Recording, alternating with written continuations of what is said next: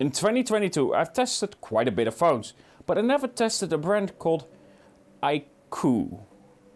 Yeah, I'm not 100% sure if I'm pronouncing that correct, but this is of course the IQOO 11, and I want to discuss the camera performance overall. Of course, it comes with that new V2 ISP chip inside it, and also of course the new Snapdragon 8 Gen 2, which by the way I will do a video comparing it to other Snapdragons and the Exynos 2100. But overall, I'm very curious to see how it performs overall when it comes to the camera itself. So, let's discuss the camera performance on the IQOO 11. So, let's discuss the IQOO 11 camera specifications before we start with images. The main sensor is a 50 megapixel sensor with a 1.88 aperture, and it's the GN5 sensor, meaning a 1/157 inch sensor with of course optical image stabilization. The telephoto is a 13 megapixel sensor with a 2.46 aperture, which of course also helps with portraits because of the 50mm. And the sensor size is a 1/3 inch sensor without optical image stabilization. The ultrawide is an 8 megapixel with a 2.2 aperture and a 1/4 inch sensor size. So, as always, let's begin with the main sensor. While showing images, I will talk about my experience and of course my opinion about shooting with the IQOO 11. In general, I will say that the camera works fine. It can take some solid shots with of course the possibility to shoot in that 50 megapixel resolution if you would like. Your standard images, however, are 12.5 megapixels. I would say when I used the camera I did select the natural mode. Some shots are with natural mode off, but it has my preference and it does get pretty close to reality. It still has a little bit more contrast in some cases compared to what I was seeing in reality, but it gets pretty close, with even greens looking more how they should. When you are inside the church like here, you will see that the shots will take that a little bit longer because of less than ideal lighting. So let's discuss low light with the main sensor. I will say it's actually pretty solid. Of course we do have the new V2 ISP helping out that should allow for better low light photography. While I don't think it's the best from the phones that I've tested, it's still pretty good. There is plenty of detail and overall the shots come out clean. However, sometimes with a person walking around, you will notice of course that shutter speed is slower to of course capture more light. Overall, no surprise here with low light or less than optimal conditions. Talking about conditions, these shots were taken around 6 to 7 PM in the evening in my city. This means that while it isn't pitch black, the combination of clouds upon clouds, with the sun of course already set, it is low light situations, so you know what kind of images it can take around that time. Just a quick little note for those who know my channel and have seen videos on the Vivo X80 Pro. I'm very happy to say that the filter, the vintage filter, I would say style, is also there. Thank you very much IQOO for adding that, because that filter is my favorite from any effect. I'm gonna say effect from now on. From any effect that I've used. I love that effect. Almost said filter again. Anyway, let's continue with the camera performance.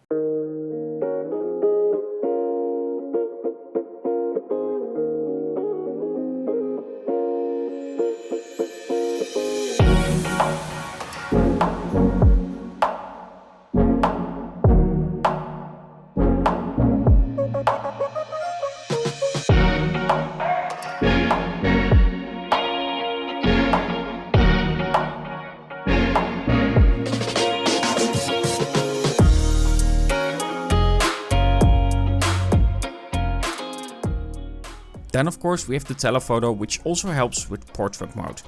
Now a zoom lens will always help with a better portrait shot because of the different focal length.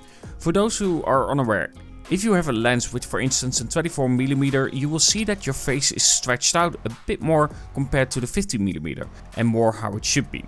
This allows for a general better looking portrait shot where the main sensor will look a little bit off because of that 24mm focal length compared to the 50mm. When it comes to zooming in, it's about 2 times. Technically I will say it's a little bit more compared to the main sensor, but in general the telephoto takes images that are fine. While you can get close to the main sensor with of course using that 50 megapixel shot and afterwards zooming in, the strength of this sensor definitely lies in the portrait mode for me. Just in general, it performs better for those kind of situations. Overall though, as stated, a fine device, but nothing that will blow you away compared to some others, but this is not a surprise for the rumored price.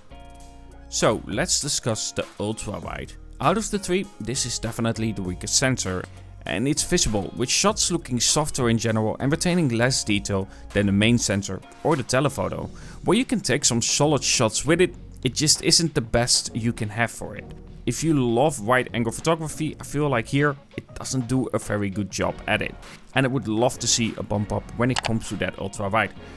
However, I don't think it's a surprise to see a sensor like this being used when we have a CPU like this. These kinds of CPUs are expensive. So again, not a surprise, but I would love to see a little bit of a better ultra wide here. But the ultra wide sensor being weaker is more noticeable in low light, however, with it looking very soft in general, but it does tend to also have a lower shutter speed. This means that it's letting less light in. In low light, the ultra wide simply isn't good.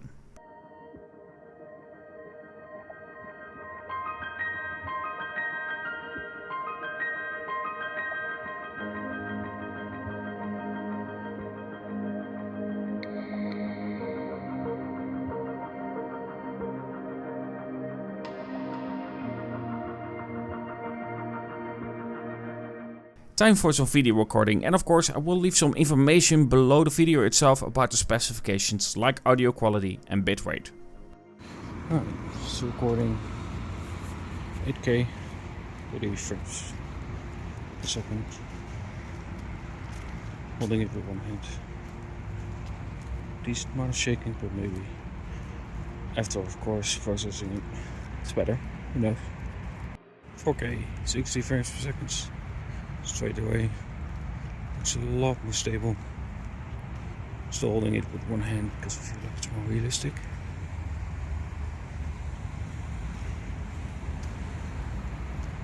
And 60 frames per second, recording 1080p. You cannot swap between different focal lengths. So, for instance, I'm using the main camera now. I cannot swap to then using the ultra wide.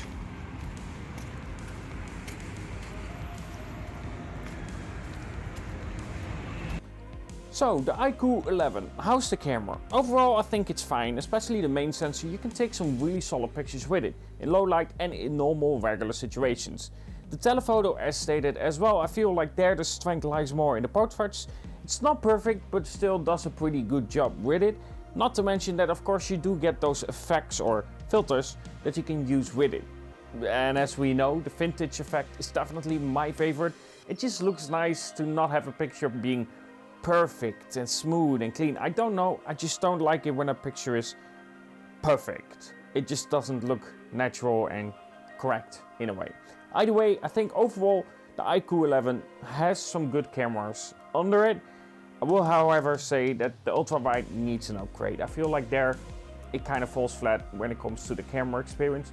But the other two are fine. I think they work well, and especially having a phone with of course that new Snapdragon 8 Gen 2, it makes sense that for the rumored price, that, well, there is some sacrifice for the camera. It's something that we can expect these days. If you want the best camera for the price, you're gonna have, of course, a lesser CPU inside. And this is, of course, my first experience with the Snapdragon 8 Gen 2, and I will say, so far, it's doing really well. It's not like the 870 in terms of stability, for instance, but in terms of speed, it definitely blows every competition that I've used so far out of the water, especially in the GPU. By the way, if you do want to see a video on that one, link in the description where you can check out a speed test between different phones and of course different CPUs. S21 with the Exynos, the Snapdragon 8 Gen 1 and the Snapdragon 8 Plus Gen 1 as well in that video. And of course the Snapdragon 888 for the fun of it. Anyway, I hope you enjoyed this video, and of course let me know what you think about the camera performance on the IQOO 11. And of course, if you do like this video, don't forget to like, subscribe, hit the bell icon and comment below, because interaction and watch time and so on really helps out the video, so I would appreciate that. Anyway, have a good one and talk to you guys in the next.